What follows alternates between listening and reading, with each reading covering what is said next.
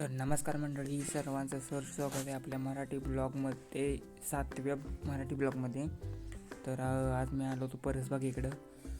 तुम्ही मागच्या वेळी बघितलेलं की घाण खूप होती, हे तण काढले, सगळ्यात चिखल आणि राडे रेड झालेलं. पण माझं चाललेलं कष्ट करायचं कसं तरी. मी तुम्हाला दाखवते, आळूची पानं, मिरची, पलीकडे मिरची लावली. हे घाण आहे, गवतसुद्धा वाढले त्यात.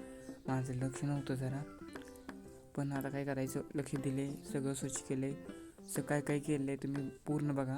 मी मेथीची भाजीचं एक छोटं चौकोनमध्ये लावलेलं, तुम्हाला सगळ्या परसबागेचं शूटिंग करून दाखवलं आहे.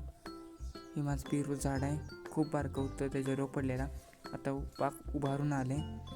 तर मी चाललो आहे माझ्या दुसऱ्या बागेकडं. हे मी टप्पेवाईज केले, म्हणजे थोडं इथं थोडं तिथं थोडं असं लावले. हे कोथिंबीर आहे, भोपळा 2.5 महिना म्हणजे काळा पावटा, ही शेपू जी लाईनमध्ये दिसते ती शेपू, ही कोथिंबीर आहे. थोडं माझ्यापर्यंत जेवढं होतं तेवढं सगळं लावलं आहे. इकडे सगळी कोथिंबीर आहे, ती पावट्याचं झाड आहे. अजून बऱ्यापैकी सगळंच आहे.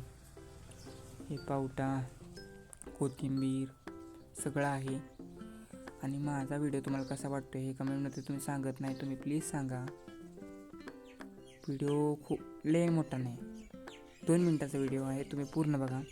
भोपळा आमचं हिरवागार आलं आहे, त्यात माझी नाटकं काहीच कधी संपणार नाही ती. तर मी आलो पुन्हा एकदा आपल्या पहिल्या वाट्याकडे, म्हणजे परसबागेकडे. इथं भाजी ठेवली, इतकी भाजी तरी नक्कीच आत्तापर्यंत नेल्या. भांगलायचं दाखवायचं कसं करायचं सांगा तुम्ही. एका हातात फोन, एका हातात खुरपं, गवत काढले. हे मी लावलेली कष्टाची भाजी आहे.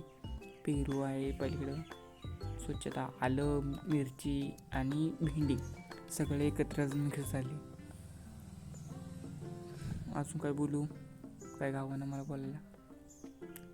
तर बाय बाय, इतक्यात मी बाय नाही. ही बघा सेंद्रिय मेथीची भाजी, तुम्ही टायटलमध्ये वाचलं असेल. इतकी भाजी निघाली, त्यात कोथिंबीरसुद्धा मिक्स होती. ही स्वच्छ केलेली जागा, तण काढलं होतं, ते लावलेली मिरचीची रोपं आहेत. ती पेरवीपाशी दिसते ती मिरची, भोपळा आहे. तर तुम्हाला जर व्हिडिओ आवडला असेल तर लाईक करा, शेअर करा आणि कमेंट करा.